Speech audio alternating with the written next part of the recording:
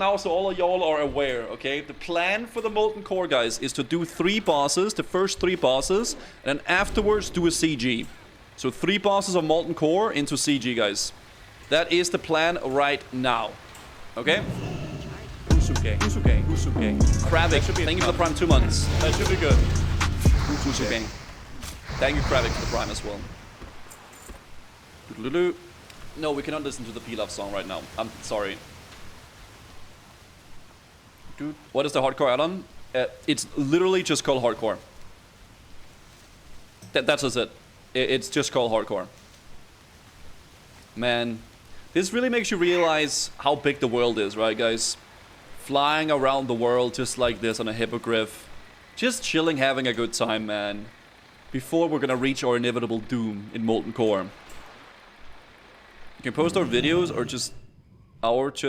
Wait, what do you mean? Have you looked at the state of Firemage?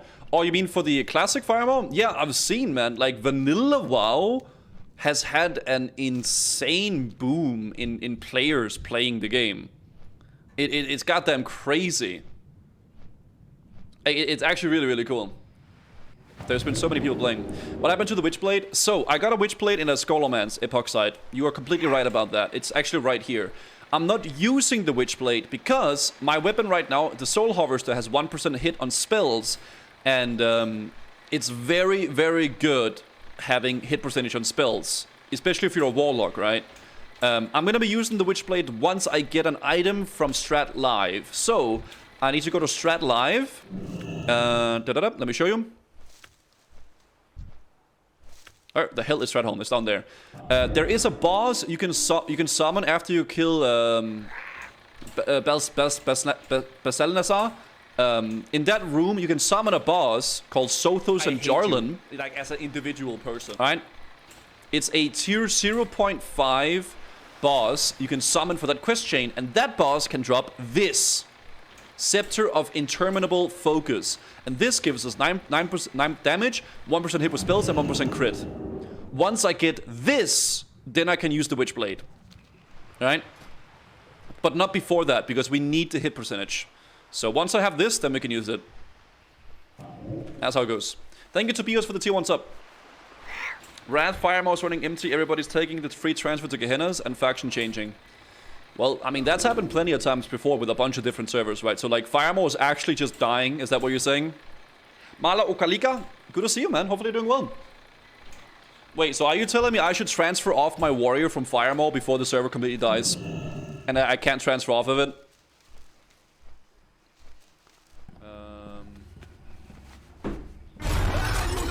Dude, there's so many people. 6 months I'm not getting back. Miss doing the weekly Sunwells with you, Mr. Gazoo. That was actually a fun time. Cute. Sunwell was a good time. Go on. Need to go at Gazoo GL in the raid tonight, PogChamp Gazoo. Thank you, bro. Thank you. Have a great evening, Callback. Thank you for being here.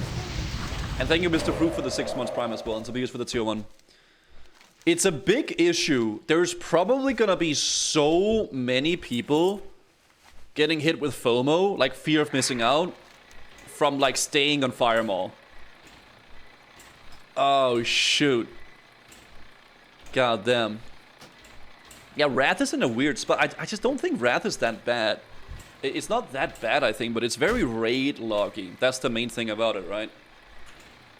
When will I unbox the polar bear mount? I tried opening up all the boxes I farmed on Googie, and I didn't get a single polar bear, man. You know, it is a sad thing, but it is what it is. Classic is even more raid loggy. You mean vanilla? Depends on how you play it. It depends on how you play it, I guess. But I mean, in general kicks, WoW is kind of raid loggy.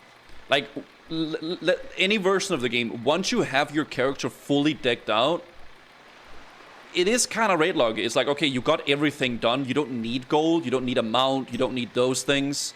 Once you're maxed out, then you're chilling.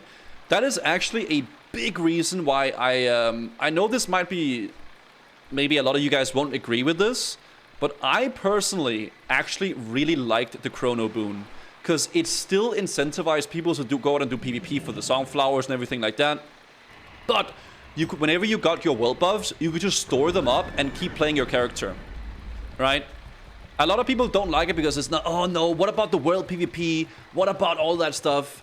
First of all, it's a good gold sink. It's like a raw gold sink. You can put gold into something that doesn't like inflate the economy. And it's just nice being able to store your buffs on your character and still play it. I like it.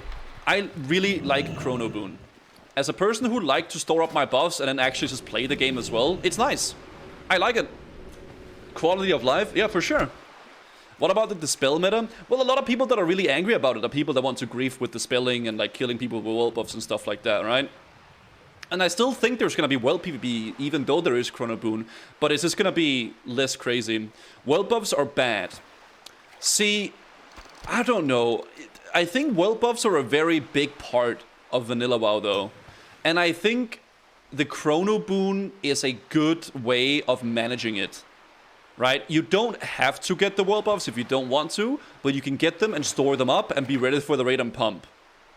I will say this, as a person who's raided a lot in Classic WoW, it is very fun going into a raid as a warrior or a rogue or something like that, having full world buffs and just absolutely pumping, and then over-aggroing and entering depression mode. I have had multiple raids where I literally... Usuke. Okay, that should be... I literally... I like you, Tazoo. Thank you, Mylon. Thank you for the 5 months.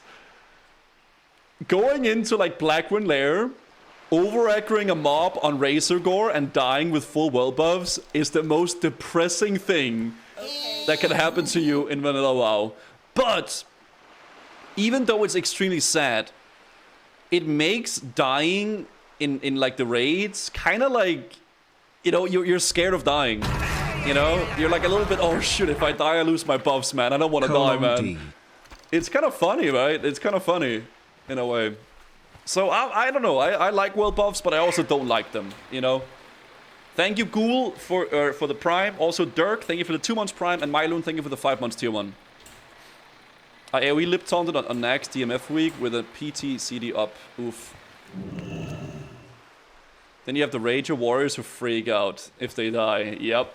I don't ever really rage, I think, but man, spending a lot of time getting full world buffs and then dying with them is so sad. Yeah, I've said this like many times. Like, it's the best part about it. Getting a job. Hey, I'm working right now. World buffs is the best thing about vanilla, but also the worst, right? Because let's be honest, as much as a lot of people hate, like, you know, the whole idea behind world buffs, they do really make the world alive.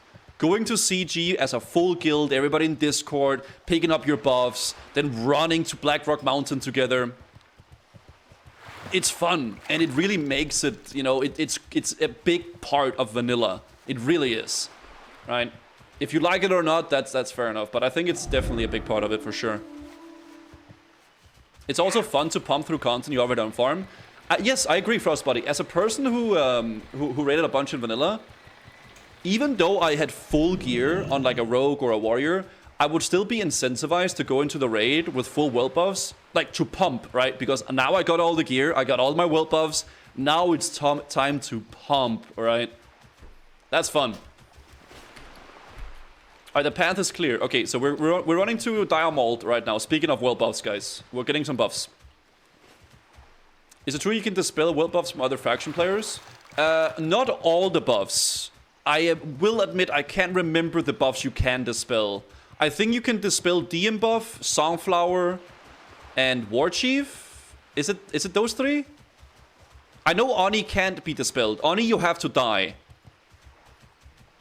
DMT and Songflower. Okay, it's only those two. Okay, so those two are dispellable. The rest you have to be killed to remove those, right? You can't get Rent. Oh, you can't get Rent anymore. As Alliance or what? Oh, I don't know how it works then anymore, but... Beep, beep, beep, beep, beep. You used to be able to get all of them? Okay.